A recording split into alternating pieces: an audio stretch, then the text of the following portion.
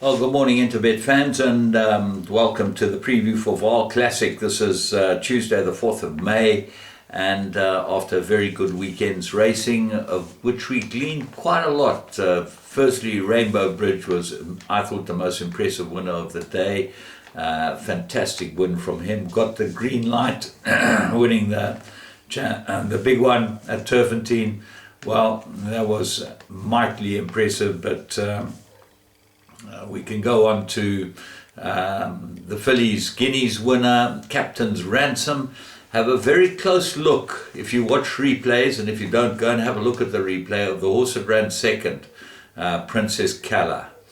I thought we should have another look at that one.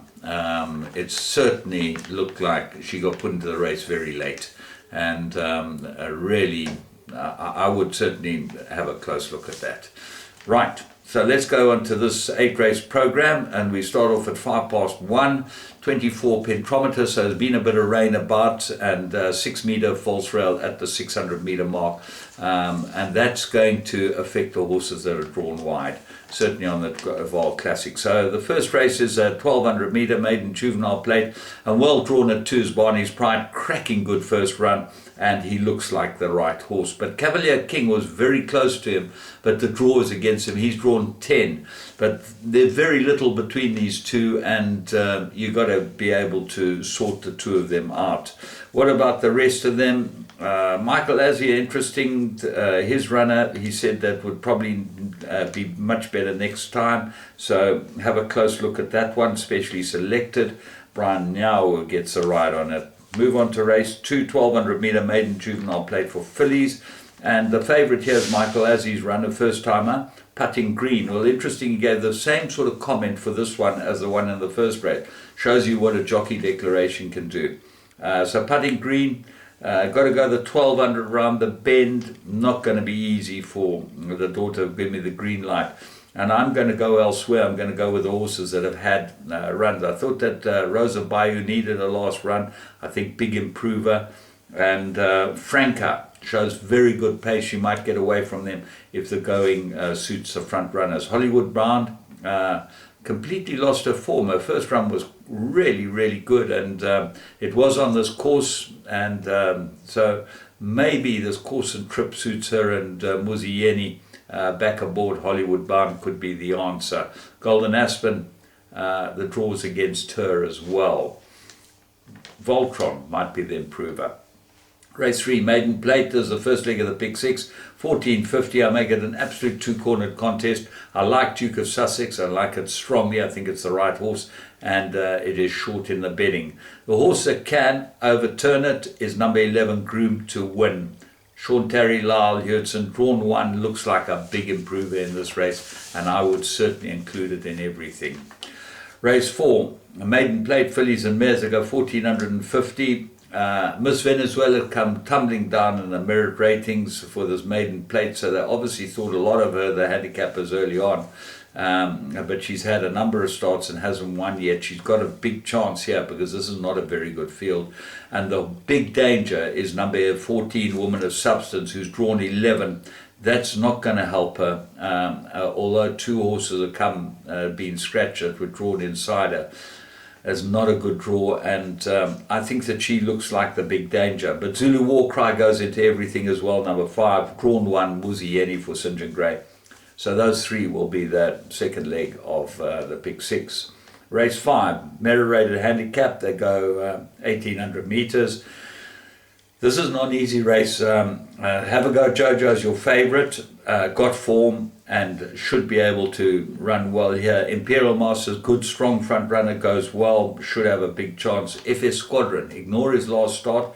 I think he'll run much better than that. He was strongly fancied. There was obviously something not right. Ivalo's Prince, got to have some sort of chance as well. Star Flash is a model of consistency. Oyster King, Firefly, all in the race for the chance. But I'm nailing my colours to the wall of Humble Tune. I think Dave Scott and team owned partners in this horse will get it right here. Well weighted, seems to be the right horse at the weights, and I think everything will suit it about this course and distance. So, Humble Tune for me certainly as an each way bet. Race 6, Merit rated 98, they got 1800 meters, and Dr. Doolittle's your favorite, 5 to 4 favorite. Got a lump 62 kilos around here, so I'm looking elsewhere.